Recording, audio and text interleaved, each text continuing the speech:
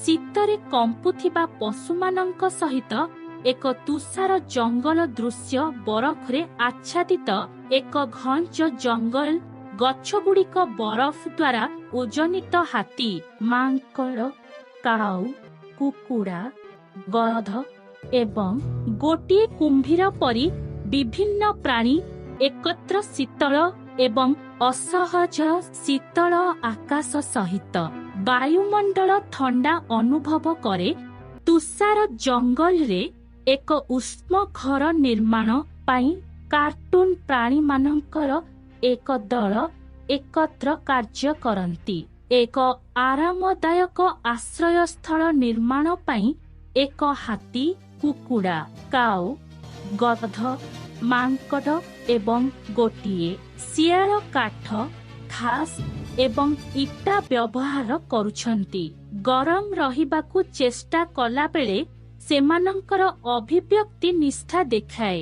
ତୁଷାରପାତ ଜଙ୍ଗଲରେ ଏକ ନୂତନ ନିର୍ମିତ ଉଷ୍ମ ଏବଂ ଆରାମଦାୟକ ଘର ସାମ୍ନାରେ ଠିଆ ହୋଇଥିବା ଏକ ଖୁସିର କାର୍ଟୁନ ଠେକୁଆ ଘର କାଠ ଏବଂ ନଡ଼ାରେ ନିର୍ମିତ। ଚିମିନିରୁ ଧୂଆଁ ବାହାରିବା ସହିତ ଭିତରର ଉଷ୍ମତାକୁ ସୂଚାଇଥାଏ। ଠେକୁଆର ଖୁସି ଏବଂ ବିଷୟବସ୍ତୁ ଦେଖାଯାଏ। ତୁଷାରପାତ ଜଙ୍ଗଲରେ ବିଲୁଆ ଘର ବାହାରେ ଠିଆ ହୋଇଥିବା ଏକ ଦୁଃଖଦ ଦେଖାଯାଉଥିଲା କାର୍ଟୁନ ଠେକୁଆ।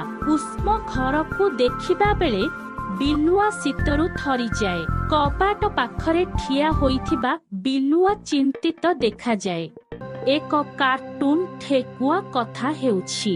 ତୁଷାରପାତରେ ଆରାମଦାୟକ ଘର ବାହାରେ ଠେକୁଆ ବିଲୁଆ ଦୁଃଖୀ ଏବଂ ହତାଶ ଦେଖାଯାଉଥିବା ବେଳେ ବିଲୁଆ ଏକ ଦୟାଳୁ ଅଭିବ୍ୟକ୍ତି ସହିତ ଶୁଣେ। ତୁଷାରପାତଗୁଡ଼ିକ ପଡୁଛି ଏବଂ ପୃଷ୍ଠଭୂମି ଏକ ଶୀତଳ ଜଙ୍ଗଲ ଦେଖାଏ।